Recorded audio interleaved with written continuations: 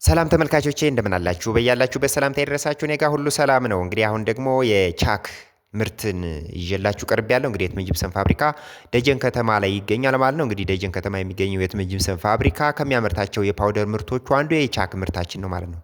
እንግዲህ የቻክ ምርታችን በጥራት ከሚመረትባቸው ወይም መለያዎቹ የራሱ መለያዎች አሉት። እንግዲህ ምንድነው የተሻለ ሴቲንግ ታይም ያለውና ግድግዳውን ነጭ የሚያደርግ የማይጠቁር የማይሻክር በሚቀባበት ጊዜ ለአሰራር ምቹና ቀላል የሆነ በሙያተኞች የሚወደድ የቻክ ምርት ነው ማለት ነው። እንግዲህ ለቻክ ግድግዳችን ከፊኒሽንግ ወይም በልስን ወቅት በምንሰራበት ጊዜ ለቻካችን ማለት ነው ለግድግዳ ቻካችን የሚመችና ተመራጭ የሆነ ነው ማለት ነው። እንግዲህ ከተሰራ አንደኛ ለአሰራርም ምቹ ነው።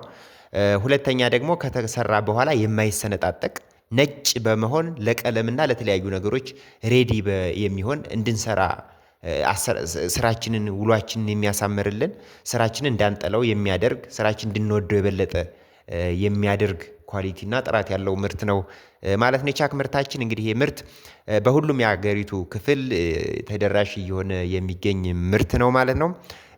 እንግዲህ በሙሌቱም የተሻለ ነው፣ በጥራቱም የተሻለ ነው። በማምረት አቅሙ ፋብሪካው ሁለት ፋብሪካ ነው ያለው፣ ትልልቅ ፋብሪካ ነው ያለው። ስለዚህ እነዚህ ሁለት ፋብሪካዎችን በመጠቀም በተሻለ አቅምና ጥራት እንዲሁም ኳሊቲ በደንበኞች ዘንድ ተወዳጅነትን አትርፎ የሚቀጥል ለበርካታ ዓመታት እያመረተ የሚገኝ ፋብሪካ ነው። እንግዲህ ፋብሪካ የሚያመርታቸው ምርቶቹን ውስጡ ነው እንግዲህ አንዱ ነው የቻክ ምርት ማለት ነው።